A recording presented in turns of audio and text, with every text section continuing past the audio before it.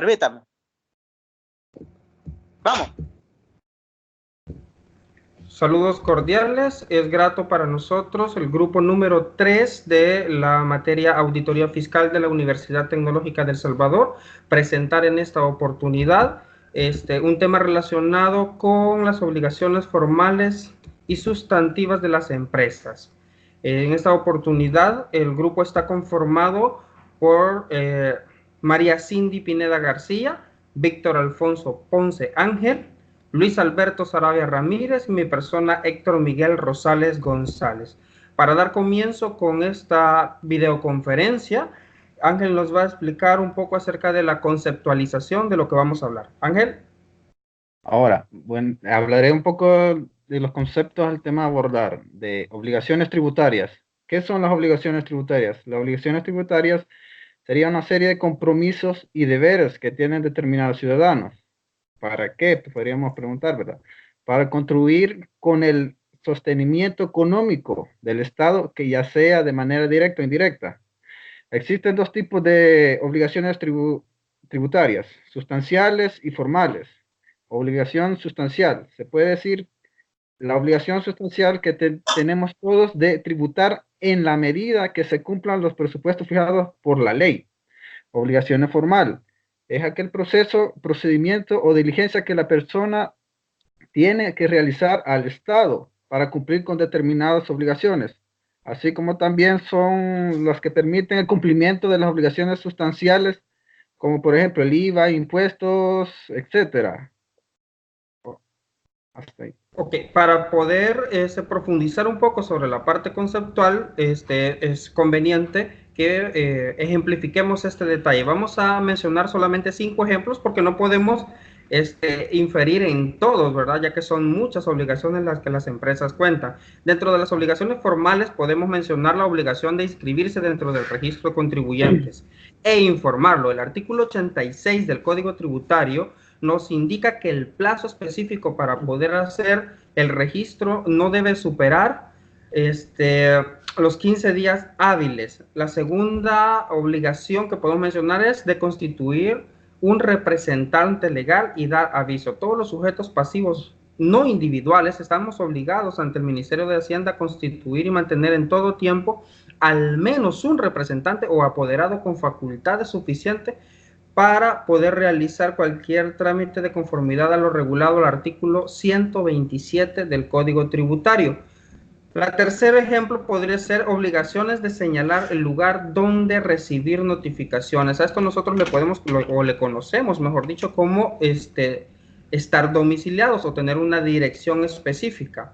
La cuarta sería obligación de presentar declaración. Todos están obligados a presentar declaraciones tributarias dentro del plazo establecido.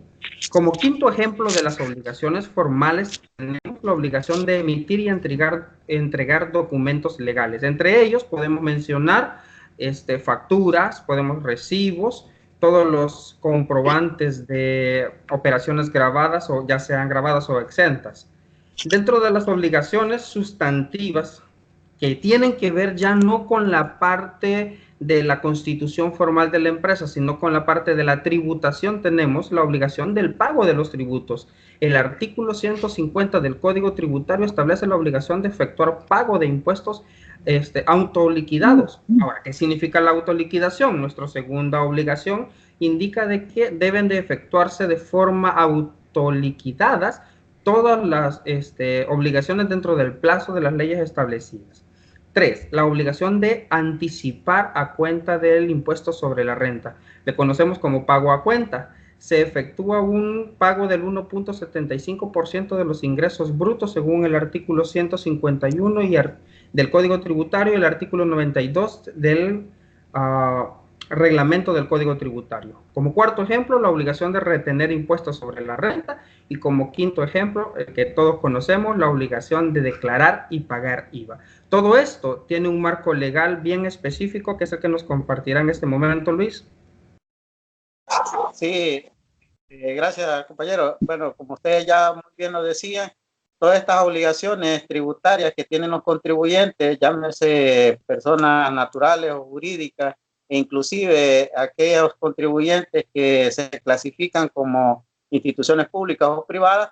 Todo esto está regulado en el Código Tributario, que es la legislación salvadoreña, que prácticamente fue aprobada por decreto legislativo número 230 y entró en vigencia el 14, fue aprobada el 14 de diciembre del año 2000 y entró en vigencia el 22 de diciembre del mismo año. Y actualmente este Código Tributario cuenta con 26 reformas, que es lo que han venido actualizando el legislador.